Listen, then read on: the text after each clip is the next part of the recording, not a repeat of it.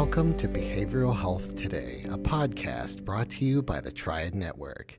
This podcast is designed to share trending topics occurring within the world and our communities and bring them a behavioral and mental health perspective. Welcome to Behavioral Health Today. I'm your host, Sharlee Dixon. My guest today is Rafael McMaster. Rafael is a creative director, artist, and youth mental health advocate dedicated to empowering young people through mindfulness, creativity, and emotional resilience.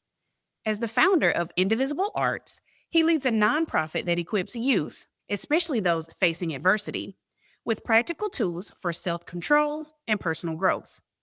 After a successful career in the creative industry, including 5 years as a creative executive at Creative Artists Agency, Rafael shifted his focus to community impact, developing programs that blend artistic expression with mental wellness. His forthcoming book, Fundamental Life Tools, offers a hands-on toolkit designed to help teens cultivate emotional well-being and conscious decision-making.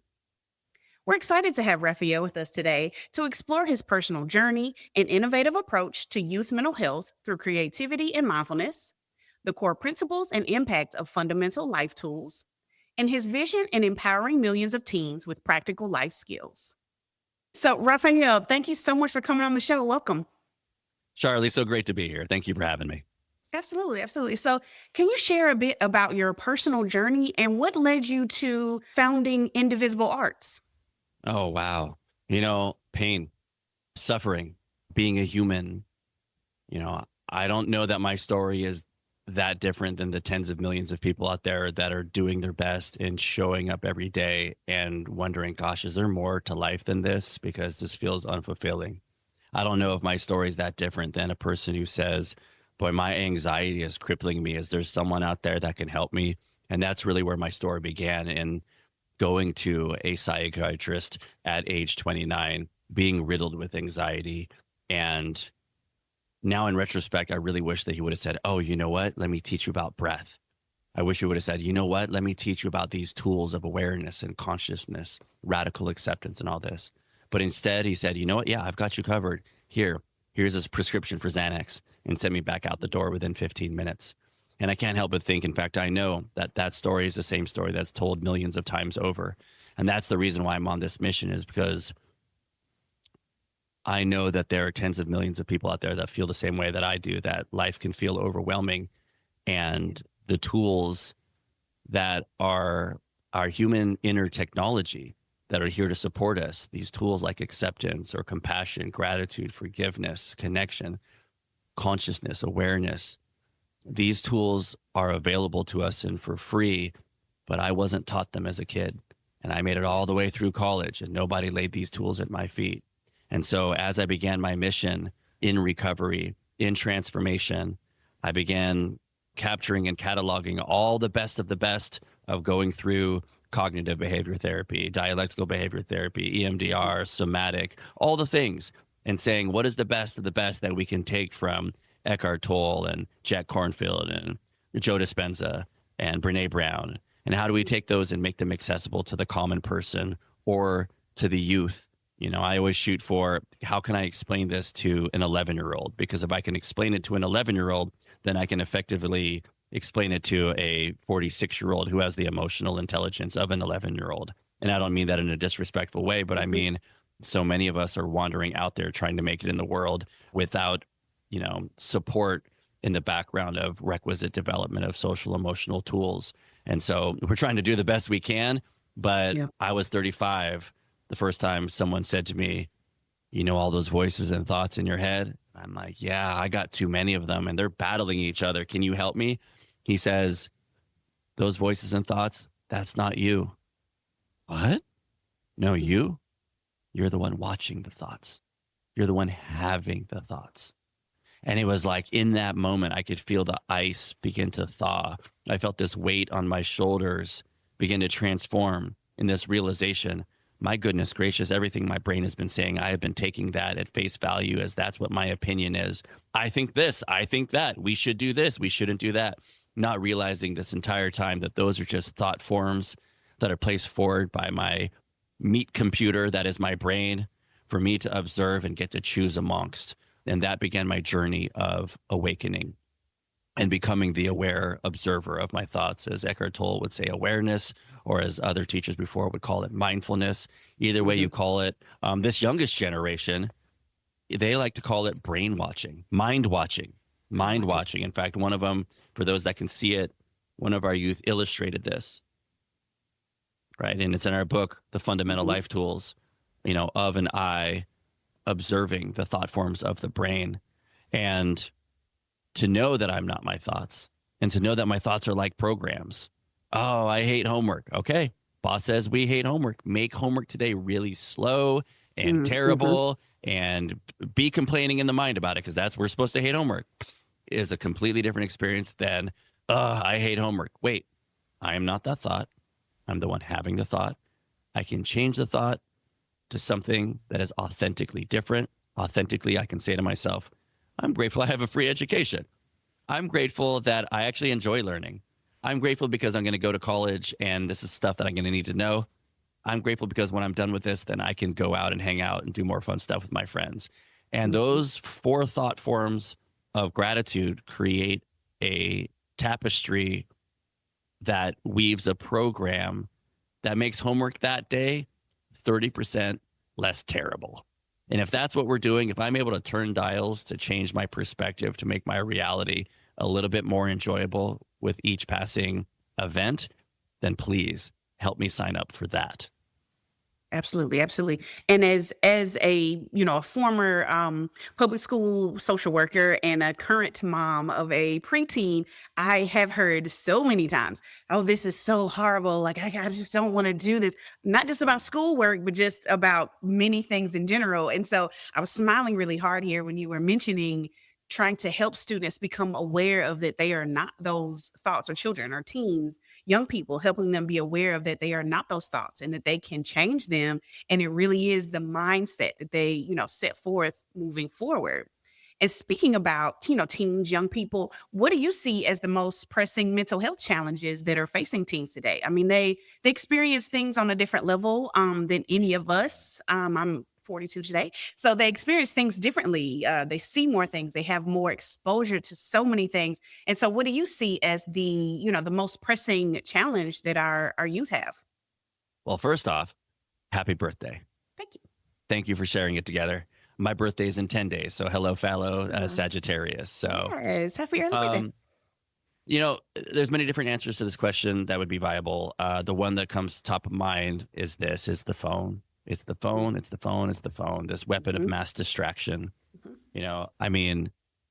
Just the long-term effect of, the average American spending 8.5 hours a day on a screen. If you play that out across the average lifespan of 78 years, that's 27.5 years on a screen. So we'll just start with that. Additionally, the neurology of addiction does not distinguish as to whether or not it was a screen or alcohol or cocaine that is making the addictive neurological wiring, right? And so when someone takes the same neurological pathway over and over and over again, what was a river or a creek before becomes a canyon. And then, and it's described and explained as cross addiction. When a person has built this canyon, has dug this canyon, but they no longer do this behavior, then another behavior goes in there and they're off to the races on that. So there's a lot of people who are, let's say, alcoholics. They stop drinking. Next thing you know, they're addicted to sugar, or addicted to something positive like running. And next thing you know, they're a marathon runner, but it's called a habit, right? But they're really actually turning their addictive nature towards something different. Well, anybody who owns a phone and has been participating with the phone is going to have the addictive neurological wiring. And all of a sudden we have a generation that's more impulsive, compulsive, loop-based, addictive in their behavioral patterns. And maybe it's a phone right now, but all of a sudden they have their first drink, or they have their first toke, or whatever it is. And all of a sudden they're off to the races and they have a predisposition to addiction, but they don't know. That to me feels perilous. Additionally, with the phone, the long-term downstream implications of porn being available to an entire generation. I'll focus this mostly towards the young men, right? So the young men growing up with access to all of that stuff on their phone, growing up creating a completely unhealthy and distorted relationship between them and the opposite sex. Absolutely. The long-term impact of that, I don't think we can even begin to comprehend, but what I do know is just as much as the problem being ubiquitous, the phones being ubiquitous, is that solutions as well are universal. And we don't need to be taught the power of love to be able to feel its immensity, right? So this has me extremely hopeful, because never in the history of the world has there been a time where ideas of, thought forms of positive social uplift can be spread now more like wildfire, now more than any time in the history of the world, right? And so if this idea of 6-7 can spread like crazy and it doesn't even mean anything, if it can spread that wild in just a couple months, then, intellectual contagions that act as programs for social uplift and consciousness, I feel very, very hopeful and excited that these can spread equally quick. And what we're seeing here in this mission and this movement down here in SoCal in Southern California, we're seeing dozens, if not now hundreds of youth becoming conscious, becoming the aware observer of their thoughts, and seeing a shift in their mindset, in their being. And that shift in mindset where all of a sudden a person is confident and courageous and curious and calm and creative, conscious and connected, sailing these 7 seas. The others see that and they say, ooh, what's that? This person's aura, they've got something going on. I want that. And it becomes aspirational to become conscious. That to me has me deeply excited and hopeful. Absolutely. So then my question now is, what makes Indivisible Arts different? Like how do you approach supporting youth, and how is it so unique that it is having such a positive impact on the youth? Yeah. So our mission originally as a 501c3 was, to ensure that our small little beach town of Hermosa Beach, California had an art gallery in it. Check. To make sure that all the local students had access to art materials and art tutelage. Check. In part because there was no art teacher in the local elementary schools, and my daughter was a second grader at the time, and I'm like, that will not do. Check on those boxes. But then the pandemic happened, and the nature and the depth of our mission completely transformed, particularly when we began seeing a couple local tragedies of local youth going, okay, hold up. This generation is going to need as many tools as they can get, and tools that are taught to them in a resonant way. So if we look at all the classics and all the great knowledge and wisdom that's out there, from Alan Watts to Carl Gustav Jung to Socrates, there's so much great stuff out there. But being able to deliver it in a way where youth can hear it, that's the thing, making it accessible. And so we embarked on our mission of co-creating this curriculum with them every step of the way. And so whether it's their illustrations, these mandalas, I'll give a shout out to Eva Asadow, who hopefully hears this one day, right? She drew this when she was maybe 17 or 18. The book is full of them. And for a bunch of them, there's other illustrations by Fiona Dowdy. She's another one of our young emerging artists. These mandalas, a handful of them, Eva would sit with the energy of the tool, whether it be gratitude, compassion, connection, and sit with that energy of that tool and be focused just on the energy of that tool while hand drawing this, while hand illustrating these mandalas, so that the inner geometry of the energy of that tool is embedded into the coding of this thing, so that when another person is sitting there coloring it, they're participating in the specific energetic frequency of that tool, right? So this is an expression of what happens when we lay the tools at the youth feet. We teach them and train them, and they happen to be trained as well in this house of creative wonder, right? I'm sitting in a 3,800 square foot creative laboratory with a music studio, fashion lab, 3D design center, painting area.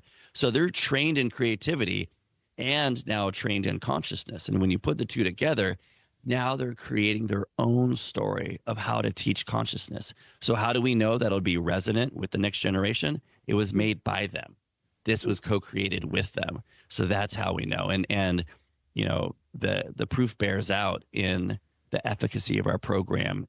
And, if anybody comes to our program, they'll look around, and outside of the new couple students, you'll see a student body that 95% of them are the conscious, aware observers of their thoughts that also have a relationship to a higher power of their own understanding. And the combination of those two gives off a certain vibe, right? A Yeah. very awake, aware, present, spirited, inspired, soulful vibe. So please, if anybody is listening is ever in the LA area, maybe you're flying through LAX and you've got a layover. We're 22 minutes away from the airport. Come on down to Hermosa Beach and witness for yourself what it looks like for dozens of young creatives who are conscious to be hanging around, helping each other, supporting each other, painting with each other, playing music together, and just being fun, free, and disconnected from this shackle and chain of the phone. Absolutely. And it's interesting because as I read through the book, I was thinking, some of this feels like some of the other social emotional learning tools that I use with students in the elementary and high It's school that based I from worked them. in. Yes. And it's based in it. And I was going to ask you today, well, what makes it different? But I think you just explained to me what that was, the infusion of the students' input into it Mhm. changes how it is going to be perceived by them. Yeah. Creativity has given me this amazing life where I've gotten to travel the world shooting photography and just design snowboards, design skateboards, design fashion lines, all these amazing things.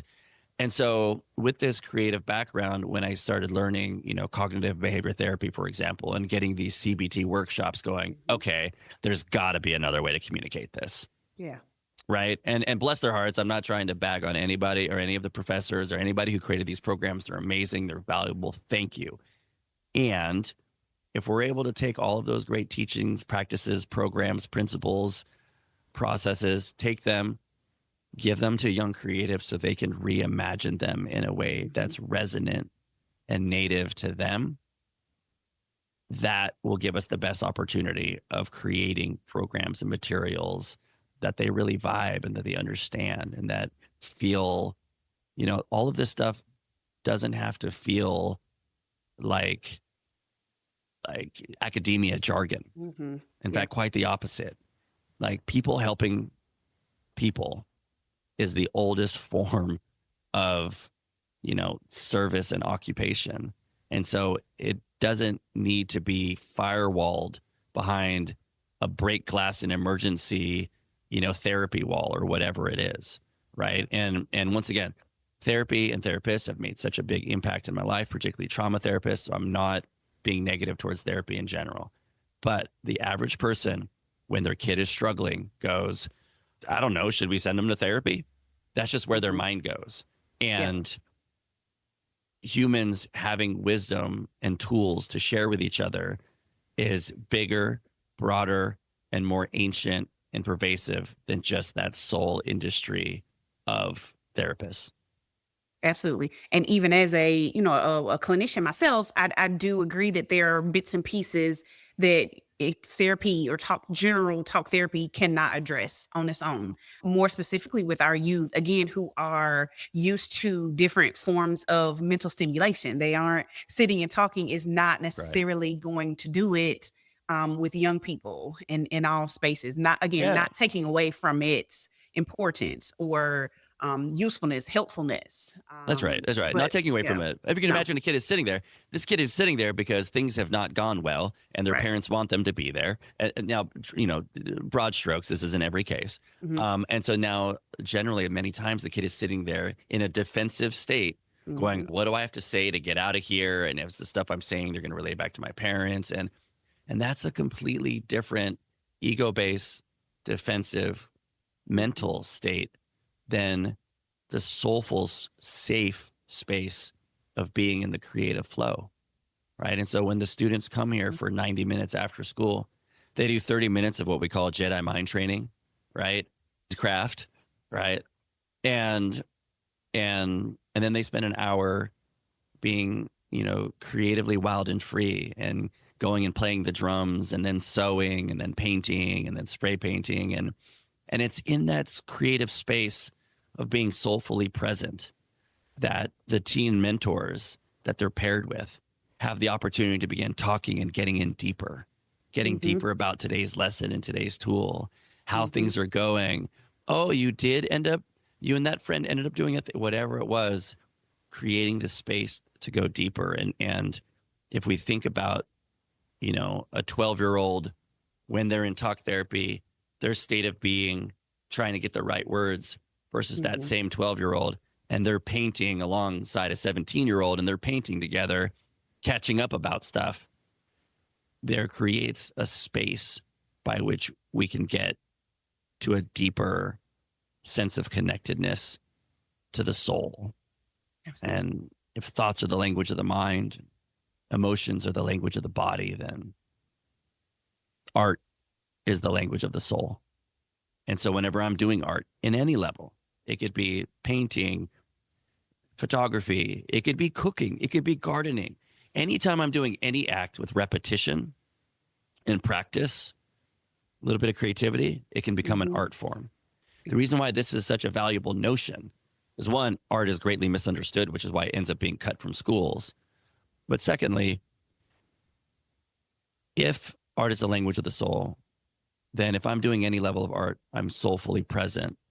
Well, then that means if I begin making walking my dog an art form, the way I write this report in art form, doing the dishes in art form, I am then learning to bring soulfulness into my everyday life, into these consistent existence structures of the practicality of just going through reality. If I can bring my soul into that, that becomes a different experience. And I'll be darned if, when I'm soulfully present, if a lot of the mental obsessions and mental issues seem to dissipate because I'm in another state of consciousness that isn't mentalized, and instead I'm in my heart. We'll be right back after a word from our sponsor. Most of us spend more time at work than anywhere else doing anything else. So why not spend that time in a job you love? Introducing Triad's Jobs Marketplace, the only job site dedicated specifically to behavioral and mental health professionals. Featuring more than 1,000 open jobs from dozens of behavioral and mental health employers, and searchable by location, professional field, employment type, specialization, and more. Jobs Marketplace helps you find your next career opportunity. Full-time, part-time, or gig time, make the most of your time. To access Jobs Marketplace, register for your free professional account at hellotriad.com/BHT. That's hellotriad.com/BHT, and then click to Jobs Marketplace. If you're already a member of the Triad community, visit app.hellotriad.com/jobs. That's app.hellotriad.com/jobs. Visit us today and take your next career step tomorrow.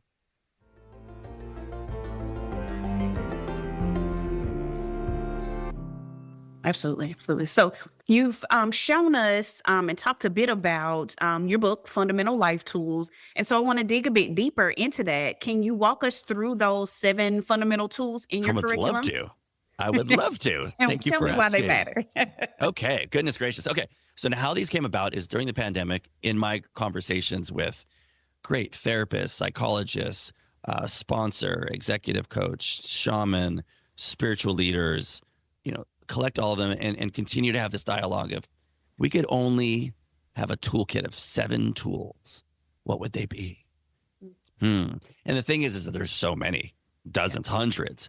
But the challenge is, if I bring a kid 22 tools, that's overwhelming, and they'll spend their energy trying to memorize it. So 7 is a small enough number where they no longer have to memorize it. They can just become it, right? And so the tools are, 1, awareness, a la Eckhart Tolle or mindfulness, to be the aware observer of my thoughts, to know that I am not my thoughts. I am the one watching my thoughts, having the thoughts, and that my thoughts are like programs, a program that I don't have to obey or fight or struggle with, but instead I can change, transform, and guide. This is the seat of power. If all the rest of the apps are like, or all the rest of the tools are like apps, then this is the on-off button, awareness. Next, once they get on board and now they're watching their thoughts with more clarity, it's acceptance. Acceptance is the answer to all my problems today. If I'm upset or dysregulated or struggling, it's probably because I find some person, place, or thing unacceptable, and I can't get back to a feeling of calm and serenity until I accept reality as it is. So once they become awake, then giving them right away the tool of acceptance to ease the struggle and cacophony and the anxiety of my thoughts, particularly when I become even more aware of all of them. So acceptance is second. Third, intention. Intention, very Joe Dispenza, NLP, very visualization. You know, a lot of the parents who come here, they're like, "Oh, you guys are like Joe Dispenza for kids," right? There's a lot of parents who follow him and for which this program is very resonant. So we teach, not only about having intentions, of course, but also visualizations, the power of visualizations, having visualization in a 3D holographic sense with sight, smell, touch, feel, fusing it with heart energy as if it's already happening in first person in real time. And then on top of that is just knowing what I want in the world and in my life and in today. How in the world am I supposed to hit the bullseye of what I want if I don't even know what I'm shooting for? Yeah. Go ask the average person out there, what do you want? What's your vision? They're like, what do you mean? Like a New Year's resolution?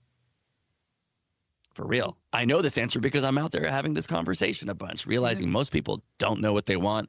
And if they do know what they want, they don't feel like it would be okay for them to go try and get it, whether from not enoughness or it's just not possible, but you don't understand a million different reasons as to why they can't just go begin reaching for their visions, hopes, and dreams.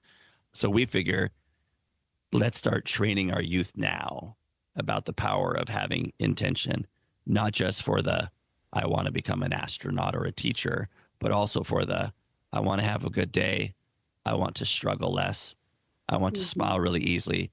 I want to see the best in my seat partner instead of get irritated by them, right? So awareness, acceptance, intention, gratitude. Woo-wee. One of my favorite quotes on gratitude is, no amount of regret changes the past. No amount of anxiety changes the future. But any amount of gratitude changes the present. That's a quote by Ann Voskamp, and I feel that, and I remind myself of that truth every single day. So gratitude, we call it G-flipping, right? Flipping a lens of gratitude. I hate English homework. I am grateful I have a free education, a teacher who cares about me, and that I'm going to try to go to college. I need to know this stuff. I like learning. The earlier I'm done, the earlier I can go play with my friends. That second one is going to create a completely different energy and vibe and attitude. And if making a shift in my thought forms can make a significant shift, maybe let's say 40% of my experience that day doing homework, then is it not worth it? And this is the question we pose to these high schoolers that all raise their hand and be like, yeah, it's way worth it. I'm like, hey, have you tried? They're like, yeah, I do it all the time. And that's when the younger kids watching them in class can then know for themselves, yeah, this stuff works, right? Reaching for these tools work. And I think that's part of the challenge with, let's say, SEL in the classroom, is that there isn't, let's just say, like a cultural component, a social cultural component of seeing the cool high schoolers with the cool earrings and the necklaces and all the jewelry and stuff, right? The jersey, like they get it. They're doing it. They're with it. Their life has changed because of it. And they're emanating this aura of charisma because they have the confidence and courage from these tools of consciousness. That's really appealing. So creating this cultural component is part of why art is the seed and the vehicle by which this mission of consciousness. The mission, by the way, we have this goal, 1 million conscious youth. That's our mission here, right? 1 million conscious youth. Conscious is defined as someone who is the aware observer of their thoughts. How different would our world be if we had a group of 1 million conscious youth that could be activated as a student body for uplift? Yeah, I'm excited to see that day. That day is coming. But in the interim, we're going to keep teaching them these tools, keep teaching them how to teach these tools to others, and having them show each other through their lived experience how doing that service. There's probably no greater thing I could do for my own mental health than to serve, thinking of others, spreading these tools of consciousness. Because if I can give it away to others, that means I have it. So that's the fourth tool, gratitude. So awareness, acceptance, intention, gratitude, compassion, which is what we're teaching today in class later on, kindness and tenderness, right? Instead of being judgmental. Sixth tool we teach about is forgiveness. We teach about resentment. We teach about the resentment of reliving that thing over and over again, drinking the poison as if we're expecting the other person to die, when instead we're just tormenting ourselves, not realizing what we're doing, thinking we're justified in these thoughts of pain, which we are. But there becomes a time in which I no longer want to feel that way. And when that time comes, and I no longer want to continue to suffer with resentment, then forgiveness is the tool for me. And forgiveness is one of the most misunderstood. It's not about apologizing to the other person or having them apologize back. It's an inside job. And forgiveness for me is about me and myself and letting go of that pain and that poison. Doesn't mean I let the person off the hook. It means I'm making the conscious and aware decision that I can move forward without still carrying that weight. And lastly, connection. Connection. In Johan Corey's TEDx talk, he said the opposite of addiction isn't abstinence, it's connection. And, as someone in recovery, I see how connection and service is the lifeblood of fellowship and community. And so we teach connection. We have them draw a pyramid, and then the base of the pyramid is connection to ourselves and to our own souls. How? If art is the language of the soul, then any art form becomes a connection pathway back to my own soul. So through art and creativity, through sports, through anything that brings me into the present moment. Journaling, connection to self. We also teach connection to others as another one of the cornerstones, the base of the pyramid, and connection to others in service. I used to think service was some big, huge, service can be as small and easy as just thinking about somebody else instead of thinking about myself. My goodness gracious, what a fundamental and simple and available opportunity. Additionally, on the base of the triangle, the pyramid, connection to self and soul, connection to others and service, connection to nature, and connection to beauty.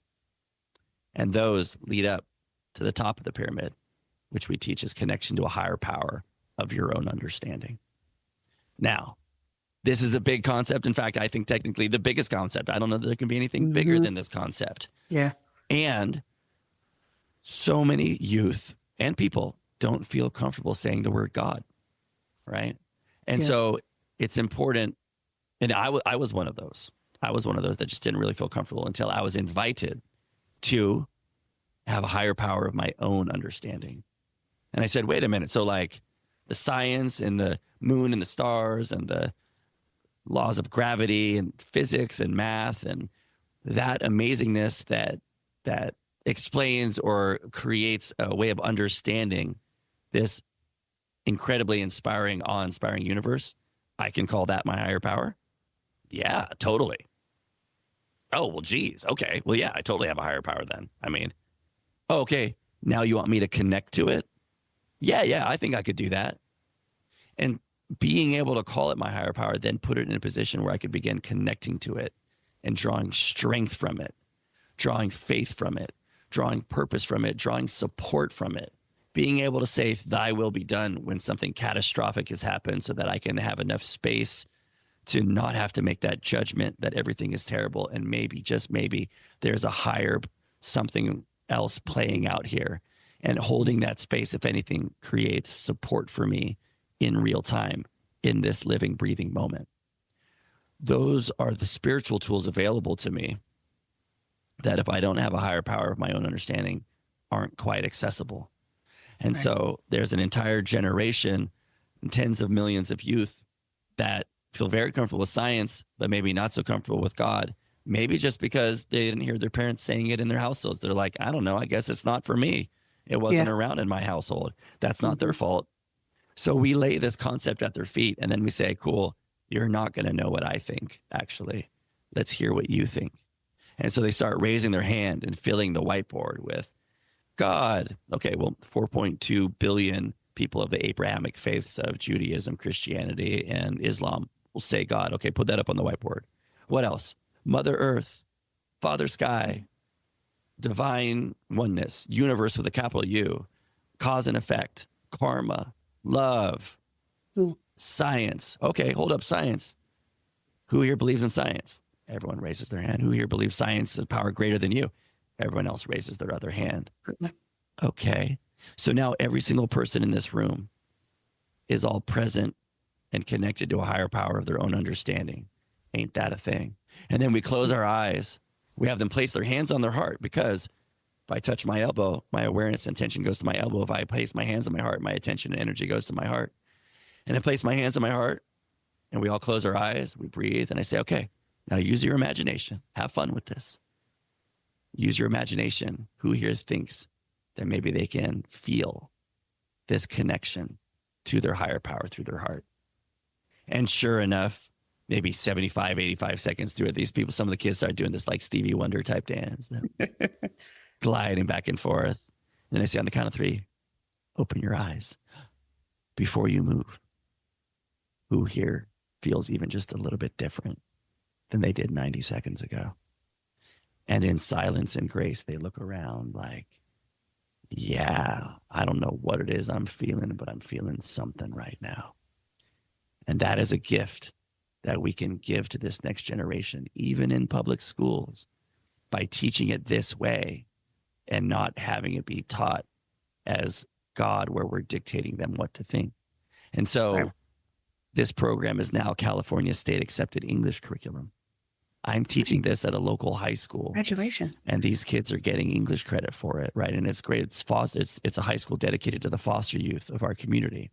So it's an amazing experience. And there are many of the youth that have co-created this program and this book, right? That's where it's been workshopped for the last 3 years, one of the places. And so we see the effect and the impact of, for high school English, instead of there's them reading Lord of the Flies still. You know that they are still, my daughter is still reading Lord of the Flies, Catcher in the Rye, To Kill a Mockingbird. Bro. Yeah. You telling me in the last 30 years we have not evolved what the best of the best that we could possibly conjure putting in front of our kids is? Seriously, that's lazy. I'm sorry. Yeah. That's lazy. Or you have some school, I mean, I'm in the South, so you have the banned books, so we won't get into that. So when many of those are even cut out that you were just listed. So, yeah. Right. Yeah. Yeah. So let's instead give them something that they can grow from. Something where when they're doing their homework, they're writing their essay about awareness, or they're writing their essay about intention and what they really hope to achieve in their life, or they write their essay on this act of forgiveness they're going to do that they're doing right now. They didn't realize they were holding on to this pain, but now they can forgive it because they want to forgive it. This is people becoming somebody in the process of writing, not just writing about some random book that we're straining ourselves to like explain away as to its deep significance. This is clear as day. When a person becomes awakened, on board with tools, and connected to a higher power of their own understanding, that is a transformational journey that has a beginning, middle, end that we can effectively initiate with our program. And that's why we're so excited that beyond LA and South Bay, we're taking this show on the road. We're transforming Resin into a consciousness broadcast center. And we're launching an app and a whole program and online next year so that everybody can gain access to not only these tools, get certified in the tools, but also access sharing circles over Zoom, right? This is a big part of the sharing circles is, we call it wisdom seekers. It's a big part of this community and how to make this grow. It's one thing to have the tools, but then we need community to commune with each other and talk about how things are going and share how I'm using the tools and what new tool I have beyond these 7, the myriad of them. Sharing with each other in circle is the oldest social technology of humankind. And back when we were in a cave around the fire, sitting in a circle, our shoulders pointing inwards at each other. And then we evolved to be in a living room 200 years ago, our shoulders pointing inward in the room towards each other. And then 100 years ago, the television was made.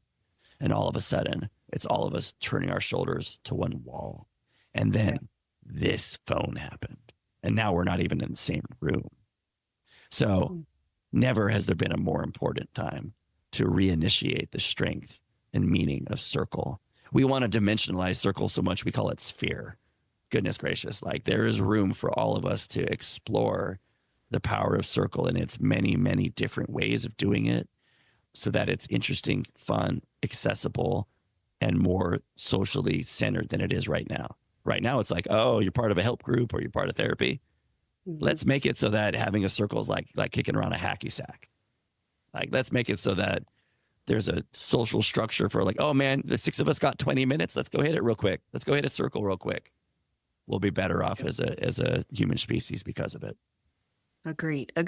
And I know that the focus of Indivisible Arts and your book are on teens and young people, but just listening to these 7 tools, I mean, I think know. all humans could really use this. Again, I am over 40 at this point, and many of these tools are things that I can do better at.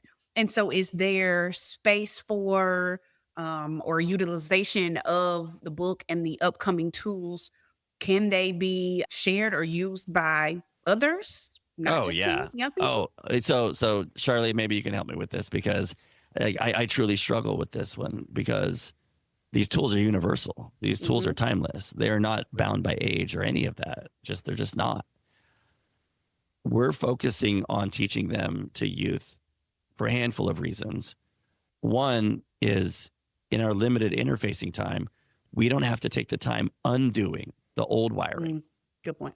To a 45-year-old learning for the first time that they're not their thoughts, they're the observer. They're like, wait, huh?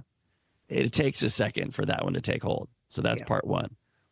Part two, there's a sense of innocence and generation to generation honor code that I feel exists on behalf of our generation, giving to the next one. Maybe there's an element of that. Thirdly, they're organized, meaning there's 17.8 million high schoolers in the United States, and we know where to find them. We can get email lists to all of the counselors to let them know they should go to this website where they can get certified with these tools that will look terrific on their college transcript and their work resume, saying that they're certified in fundamental life tools, mental and emotional health tools to be able to bring to their dorms, campus, and workplace. Can't help but think that that will read well. And so because of those factors, youth are where we're starting. The truth is, to see real change, this is about family, right? And so maybe the play is we continue to embrace being the unique consciousness leader in the youth space, because that's a space that we can, I don't want to say own, but a space that we can really wrap our hands around and really stand out in that space. And then as the youth are learning, we build strategically into our delivery system the way for it naturally to be like, oh, your kid is listening to this. Hey, parent, if you want to learn this, here's the easy way to do it, right? Gotcha. And embrace the family system through the youth as the inroad. I believe that's our strategy as of right now, but who knows? I could learn something tomorrow that totally changes my perspective, and then we'll figure out how to continue to iteratively pivot. I mean, it makes complete sense. It is always interesting to me when my 12-year-old brings me something new and I'm like, oh, well, tell me more about that. Can you teach that to me too? Like, what are you doing? Where'd you learn that at? Where is this? Show me. You know what? So Thank you. Yeah. I just took a mental image of a movie of you just saying that, because I really felt that. And you're so right. When my daughter comes home and is teaching me some cool stuff, that totally lights me up. It does. It absolutely does. So let's become deeply skilled at that transaction of student comes home with something worth sharing with their parents. Thank you. That's Absolutely. great. Yeah. Changes. I feel that. Is this like, wow, you're into something that's not like on the internet or YouTube? Tell me all about it. It's on Teach me all the paper? things. What? Yes. Somebody told this to you? It makes sense. Yeah. So I love that. It's inspiring to me that it can start like a lesson can start at school. That's right. And it comes into the home and change not just my child's life, but mine too. That's spreading like a positive intellectual contagion. Absolutely. Yeah. Absolutely. So, Rafael, I mean, I really could talk to you forever, but so for our listeners who want to learn more about you, Indivisible Yes. Arts or Yes. Fundamental Life Tools, where should they go? Where can we go to learn more? Sure. And I'm sure we'll put the all of this in writing in the notes of the show, which I appreciate. Thank you. For the organization, we'll start with that. That's indivisiblearts.org, as in indivisible with liberty and justice for all, like cannot be divided. So divisible with an I and an N in front. Indivisiblearts.org. And there you'll learn more about our programs, but also see where you can either volunteer or donate to help support the cause. Because as a 501c3 nonprofit, we rely on our grant writing and our donors to be able to continue this mission and this message that we're doing. So we need help. We truly do. Please, if you have any despair, this is a noble cause. And know, with all of me, your support goes straight to the front lines of this mission and helping the youth not only directly and immediately that are in our system. I can tell you at least 7 counts in the last 16 months where either a teen or their parent has said, this program has saved my life, or you have saved my life. Like, we're doing the Lord's work day in, day out here, teaching these tools. And we need the support so we can take this and make it a national thing, make the app, make the website, make it available to everybody. So that's the website, indivisiblearts.org. Secondly, about me, my name is Rafael McMaster.com. I wasn't born with the .com, but you go there for the website. You can find more of my art, my music, me as a human being, a flawed character walking this path, trying to do as much good as possible. And then you can go to Amazon for the Fundamental Life Tools. Okay. And last thing to share. Okay. This summer, how do we know this thing is working? We know it's working because our teens are so inspired. Dozens would spend their summer months building a website that they then called streamofconsciousness.life. And on streamofconsciousness.life, you will see mental and emotional health tools for youth by youth. Videos of them teaching these tools by saying, hey, my name's so-and-so. I overcame, my grandfather having dementia and moving in with us and being mean to me, through the tools of awareness and acceptance and compassion and forgiveness. This is what it was like. This is how I did it. This was like before. This is what it's like now. And we're going to amass an ocean of movies like that, little vignettes, 6 to 12 minutes of teens testifying, telling their story, and explaining how to use these tools so that someone who I will never meet years from now, who's struggling, writhing in bed in the middle of the night because they just got suspended again for vaping and they don't even like vaping. They have no idea why they do it. They have a place to go where they can start learning tools for free. And it's so important it's free because this kid is writhing around in bed with anxiety because he overhears his parents arguing whether or not they can afford the insurance and whether or not this kid is worth it and if he's going to even change from it. And so that pressure is on. A place where they can go to for free and begin learning these tools from other teens who are the same age as them and have the same problems as them. So that's streamofconsciousness.life. You can find the prototype website that they built this summer. This is part of what's going to be in our new app that we're going to release and birth in 2026. It's going to be streamofconsciousness.life. These videos, plus a whole other certification where they can learn it from me, plus a schedule to circles where people can jump into circle in different circles, plus the videos for 1 million conscious youth. Once a youth becomes conscious or begins practicing it, no one's conscious on the time. You go in and out. It is, but being the aware observer, they shoot a video. Hey, my name is so-and-so. I know I'm conscious because I practice the tool of awareness. This is what it's like watching my thoughts. This is what it was like before. This is what it's like now. And you can go online now onto streamofconsciousness.life, and there's a tab, and you can see dozens of these videos of teens explaining how they know they're conscious, that they're awake and they're aware. So we're looking to get that number up to 1 million. That's our goal, particularly with this launch of this new app, where it's going to be this pathway to 1 million conscious youth, the stream of consciousness.life videos, and getting certified in the fundamental life tools. That's what we're doing. Awesome. Well, Rafael, I cannot wait to see the evolution of the movement. Watch it, come across. Let's get it to the South. Let's get it across the country here. And I really have appreciated you speaking with us today. Thank you so much, Sharlee.